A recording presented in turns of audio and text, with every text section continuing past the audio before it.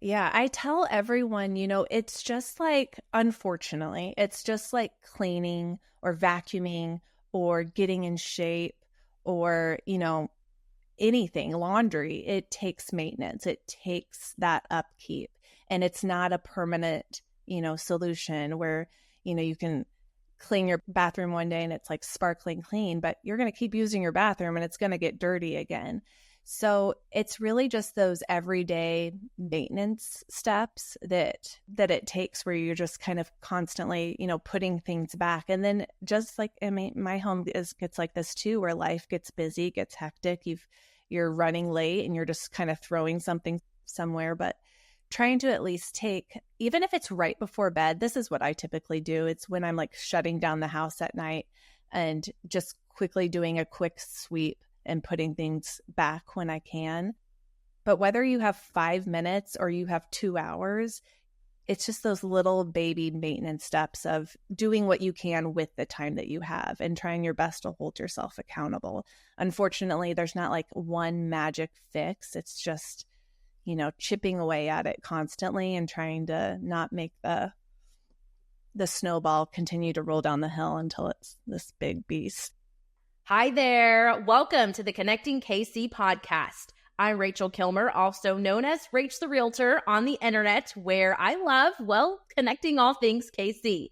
I'm a metro area real estate agent, retired sports reporter, and mom, and probably too old to call myself a TikToker, but honestly, that's how we got here.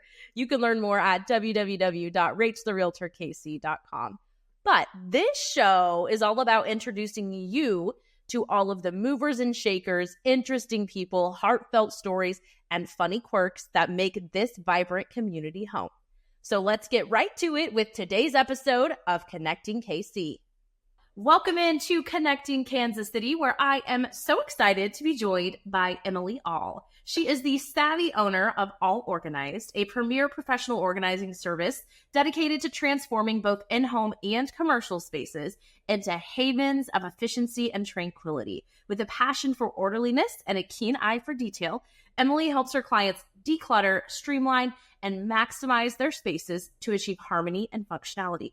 Featured as an organizing expert in apartment therapy, the Spruce, and a frequent podcast guest, Emily's impact goes beyond just organizing physical spaces. She also provides invaluable support and guidance to her clients, empowering them to make meaningful changes and cultivate a more balanced lifestyle on her Instagram account at Aull Organized. It is a beautiful IG, if I do say so myself. With Emily Aull at the helm, Aull Organized is more than just a service. It's a trusted partner on the journey to a more organized and harmonious life. Whether you're looking to declutter your home, optimize your workspace, or streamline your business operations, Emily is here to help you elevate your spaces that inspire clarity, creativity, and calm. Emily, thank you for being here. Hi, thank you so much for having me. I'm so excited. Me too. I have so many questions. I love your Instagram. It's beautiful. And you could tell that it's like science meets art with your organizing, I feel. How did you get into this? How did you get started? So I have always been a fairly organized person. When I was teaching, I used to be an elementary school teacher, taught 4th and 5th grade. And that's really where organization not only became kind of like a hobby or something that I liked, but it became imperative to my survival. Because if you don't have your stuff together with 30 4th and 5th graders, you will get run into the ground. So I very quickly realized that it was essential to my survival and for classroom management, for us to be able to be more efficient with our days, and for them to be more independent, for them to be able to find things and put things back. That's when I really kind of started to fall in love with organization. And then when I was home during the pandemic with a 1 and a 3-year-old, I was pretty anxious. And I noticed that when I started to focus more on my in-home organization, that anxiety kind of went down. And not only was the house, the world was in flames, but my house looked nice. And therefore, mentally, I felt a little bit better. And it was about 2021, I hosted a bridal shower. and some of my girlfriends found their way into my pantry, and they were like, hey, that's kind of intense. And I was kind of embarrassed. I was like, I know it's a little out of control. It was just kind of my project that I went overboard with. And my friend Katie, she was like, I'm moving this summer and I could really use some help. Would you do this for me? And I'm like, yeah, girl, I'll do that for you. She's like, no, I'll pay you, but you need to have an LLC. And I was like, what's an LLC again? I kind of started this LLC. I started the Instagram and I started sharing before and afters of her projects and her move-in project, and then little projects around my house. And it just kind of grew, and people started asking, if I could come do that for them. And I thought, well, we'll just kind of see where this goes. And I was still teaching and doing the organizing thing at the same time, thinking I would just be doing it for friends and maybe my mom's friends that felt sorry for me. And very quickly I learned that it was in demand, and it's just kind of been a crazy whirlwind of but this is my third year and still super busy doing it. So are you full-time with organizing now? I am. So the first year that I started this, I was teaching preschool and doing the organizing thing. I taught preschool 3 days a week. So I'd do it on the other days. I'd do like a little weekend project here and there. And then by the end of that school year, I was like, oh, I cannot do, if I want like my marriage to stay intact and my sanities to stay intact, I should choose one or the other. So I decided to put teaching, on the back burner and focus on this organizing thing. And I'm still kind of waiting. I'm like, is this organizing thing going to work out? But, we're still going strong. So I feel like it might stick. That's amazing. So is it just you, or have you had to hire people to help you? Oh my gosh, I actually just started interviewing people. It's just been me. And I should have hired people a while ago, but I am at the point now where I need the extra hands in order to take on more projects. And quite frankly, it's a really physical job. And so I just need more hands and more strength and more arms and more bodies in there to help with all the heavy lifting and schlepping and things like that. So I am just now starting the interviewing process of trying to find some organizing assistance. That's so exciting. Congratulations. Thank you. Where do you get most of your clients? Are these still like referrals, or are you getting a lot of people off of Instagram? Instagram it's crazy. It has been like the bread and butter of my business.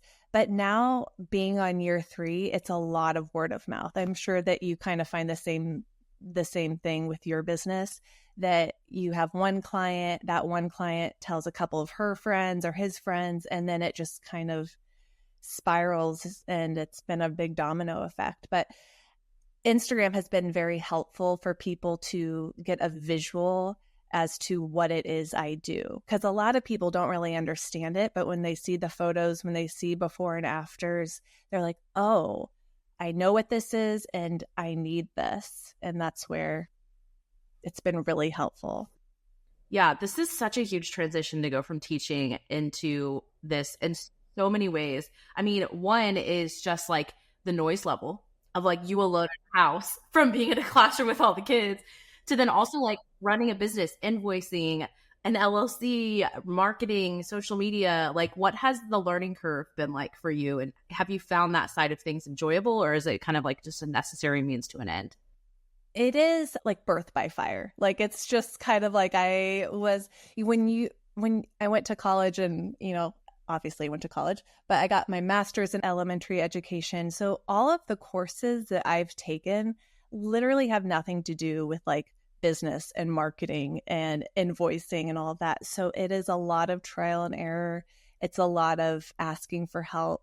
Kansas City has, as you know, it's a big city, but it's very small. And so I've been really fortunate in connecting with other female business owners that have been more than happy to help me with learning how to operate my QuickBooks and learning how, to build clients and come up with estimates and all of that. So luckily, all of those things can be learned, and the Google is my bestie, and I learn a lot of things through that. But as far as the creative aspect in social media, I think luckily that stuff has come pretty naturally, and building relationships has always come pretty naturally. So that client part of it and the organizational part of it has come naturally. But yes, anything to do with numbers, I'm like, my ceiling is at about a fourth, fifth grade math level. So anything beyond that, I need some help with. I feel that I don't have a math brain at all either. I have to use my calculator on everything, but I'm like, you know what? Some of us just don't have that side of our brain. So I feel like with organizing, it will like every once in a while have be like a big like pop culture moment of like the Marie Kondo or the home edit or whoever, but they always, the ones that make it to like the national level seem really extreme and like what they do. Is there like a school of thought? Like, are there different like camps of organizers that have different methods, or like what's your method to the madness, I guess? Yeah, I think that's a great question. I think my method is if we're working in someone's home or if it's their business, I tell them this is your home and I want it to look and feel and operate as best it fits you, as it is your style. So what may fit one client that loves a fussy, really intricate organizational system where they might find joy color coding everything and organizing things down to the nitty gritty, that might work for them. But for other people, that they might need something that has wider parameters, that's not as fussy. So I'd like to tailor each organizational system to fit my client. So I don't have a strict method, but so like, for example, because this might be kind of hard to understand with a closet, there's some people that want everything on matching hangers. They want everything maybe organized by season or by color, or they want their socks, file folded. There's other people that say, just dump my socks in a basket, or I don't care if all my hangers match, but I want designated homes for everything. I just want to, when I leave a home, I want to make sure that they're going to be able to maintain it, that it's going to be sustainable and functional for them and the way that they live, and not necessarily for someone like me who is very type A and a bit of a control freak, because that's not going to be sustainable for everybody. Yeah. How do you find that in your own home with young kids? Like, are they organizers by nature too, or is that something that you guys have a lot of friction over? How do you help your kids keep their rooms organized? Or like, what systems do you have in your own home? I'm really hoping and praying that my kids aren't going to come out as adults with like a lot of childhood trauma about like around organization, but they have been around it for so long. I really feel like it's just like the way that things are. My little boy is a little bit more organized than my daughter, but for kids, for the most part, they just need a place to dump things. So we have a lot of bins and a lot of baskets where we're not like lining up our Barbie shoes individually, but we have like a plastic tub that's just full of Barbie accessories, or they have like really large hampers that they can just throw their Hot Wheel tracks in, or their dress up clothes. So my son's 7 and my daughter is 5, they know that there are homes for everything and that we're very used to putting things away. My house isn't perfect, but they know where to put something away at the end. And, it's funny, when we come home from Costco, they are so excited to like take the snacks out of the boxes and like put them into bins and things. They think that that's fun. And again, that probably could be some childhood trauma down the road. But right now, they are loving it. Just to give a couple extra clients to put the money in the therapy bucket, and then we'll deal with it later. Like, they love putting a granola bar into a Lazy Susan bin. They think that's just the highlight of life right now. Yeah, I totally love it. Love it. That's so. Who's your average client? Like, who is it? Busy young families? Is it retirees? Like, who is the person that usually you find reaches out and is like, help, I need help with this? It's all over the board. last week I did a couple that were in their mid 70s and they had just downsized, and they had been in their home for about a year and a half and just were really struggling to make sense of it all and to find homes for things. They couldn't find the lid that went to the pot, or they couldn't find, they had Tupperware in 3 or 4 different places. And so for them, it was just really, they wanted to simplify the way that they found the items in their kitchen. I've done older couples. I've done a lot of new moms that want to get their nurseries set up. I'm getting ready to do pretty much an entire home of a family that just is moving into their new home and they really want to get set up for success. So organization does not discriminate age, sex, gender, all of that. It's for everybody. And I think that's one of the things that I love so much, is that it is for everyone. And no matter your lifestyle, how big your family is, how big your home is, everyone can benefit from a more organized space. I'm like mentally getting distracted right now because I want to go rip everything out of my pantry and reorganize it right this second. Talking about it. Yeah. How do you stick with stuff? What's your key? Because I'm an organization girly in theory, and it looks great at first, and then lo and behold, 6 months later, it's okay, we got to rip everything out and kind of start again. How do you help people not just do the initial organize, but build systems that they can actually keep up with? Yeah, I tell everyone, it's just unfortunately, it's just like cleaning or vacuuming or getting in shape or, anything, laundry. It takes maintenance. It takes that upkeep. And it's not a permanent, solution where, you can clean your bathroom one day and it's sparkling clean, but you're going to keep using your bathroom and it's going to get dirty again. So it's really just those everyday maintenance steps that it takes, where you're just kind of constantly, putting things back. And then just my home gets like this too, where life gets busy, gets hectic. You're running late and you're just kind of throwing something somewhere, but trying to at least take, even if it's right before bed, this is what I typically do. It's when I'm shutting down the house at night and just quickly doing a quick sweep and putting things back when I can. But whether you have 5 minutes or you have 2 hours, it's just those little baby maintenance steps of doing what you can with the time that you have and trying your best to hold yourself accountable. Unfortunately, there's not one magic fix. It's just, chipping away at it constantly and trying to not make the snowball continue to roll down the hill until it's this big beast. And if it gets to be the big beast, that's when you call, phone a friend or phone a professional organizer that thrives in those situations. Don't worry, I've got this. That's when yeah. What do you do? A lot of corporate businesses and corporations, and what needs do you see there in the office place usually?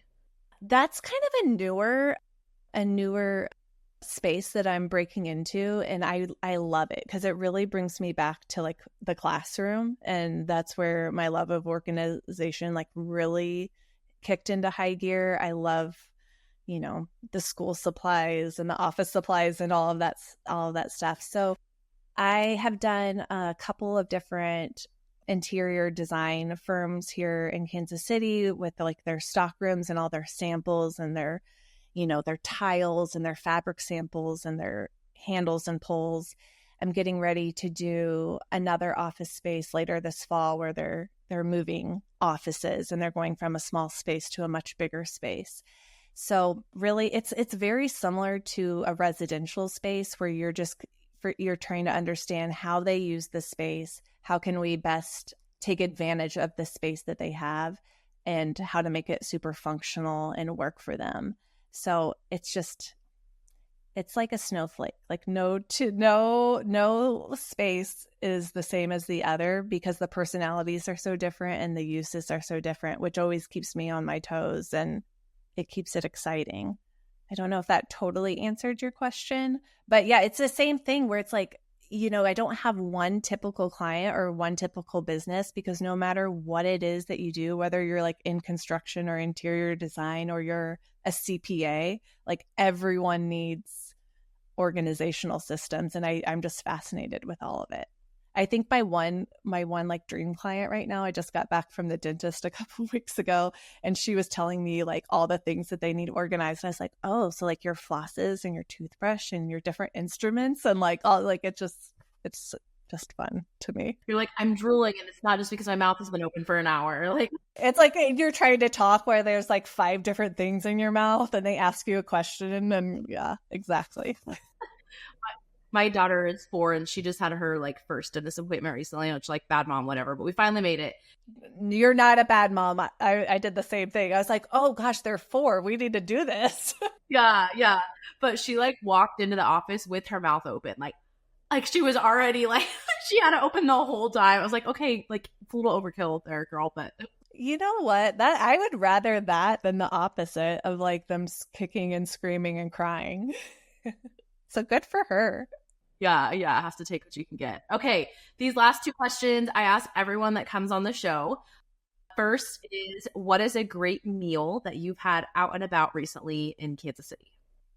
Okay, a great meal. I recently went to Town and Co. Down in it's inside the Kansas City hotel. That was a really great meal. It was a bit I can't tell you exactly what I had because a lot of the words on the menu, I was like, I'm going to just nod and smile and pretend that I'm cultured enough to understand what this is. But it was great. It was really, really great. The ambiance was awesome. The cocktails were really great. But no, it was I'm normally more with 2 small kids hanging out at like Chick-fil-A and Freddy's and McDonald's. So going somewhere else like this was out of the box for me, and it was really fun. Yes. Yeah, those are special treats when you're in the weeds with little kids to get to like sit down and be served for sure. Right? With like no one screaming next to you. Yes, exactly. Okay, last question is, where can people find you? So we've been talking about your Instagram. So drop the handle and your website, anywhere else that people can get in touch with you if they are interested in learning more. Yeah. So my website is allorganized.com.